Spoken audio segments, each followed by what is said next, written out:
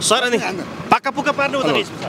अब यो सबै अभिषेक आछ पक्का पुक्का भइसक्यो तर मिल्नु हुन्न अनुसार मापदण्ड अनुसारको सबैले नियम पालना गर्नुपर्छ बालेन शाहलाई चाहिँ धन्यवाद राम्रो काम गरेलाई धन्यवाद भन्नुपर्छ एकदम राम्रो घरमा छ उहाँले अहिलेसम्म राम्रो घरमा छ यस्तै गरेर जानुभयो भने राम्रो हुन्छ एउटा अन्तर्राष्ट्रिय हस्पिटल बन्दैछ जहाँ तिनकुनेको यो फलफुल बजार नजिकै र यसको कम्पाउन्ड र सँगसँगै अगाडिपट्टि एउटा टहरा थियो र यसमा पनि महानगरपालिकाले भएको सामान निकालेर भर्खरै मात्र डोजर चलाएको छ र यहाँको सामानहरू महानगर प्रहरी बल आफैले निकालेको छ यता तरकारीमा त लाग्दैन नि सर तरकारीको त्यहाँबाट 20 मिटर पुग्छ हैन हजुर 20 मिटर पुगेपछि त्यसलाई छोडेर अरू फर्दर अफिसले हेर्छ पैदल मार्ग बनाउने कुरालाई बनाउनै पर्छ पैदल मार्ग भएन भने त बाटोबाट मान्छे पनि गाडी पनि गुड्दैन के गर्दै हुनुहुन्छ वडा नम्बर 32 ले तपाईहरुले अब यही देखिहाल्नु तपाईहरुले पटकबाट हेर्नुभएको छ हरेक ठाउँमा हामी सक्रिय रूपमा काम लागेका छौं काम गरिरहेका छौं नमस्कार म कृष्ण कटेल भर्खरै महानगरपालिकाको डोजरले यहाँनिर भाक्क र भुक्क बनाएको छ अर्थात् यो संरचना खाली गरेको छ देख्न सक्नुहुन्छ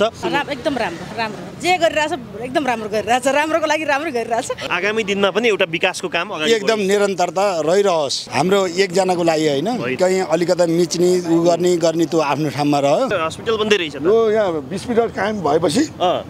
हामीले 20 मिटरमा पेटी निर्माण गर्छौं पेटी निर्माण गर्नुहुन्छ त्यसपछि के गर्ने सरकारले गर्छ हो नापजाँच गरेर भत्काउँदा राम्रो हुन्थ्यो कि हो हामी नापिसक्यौं अस्ति नापिसक्यौं ए पर्यो यो हामी आएर नापेर नापजाँच गरेर यो चिना लगाएर भत्काएको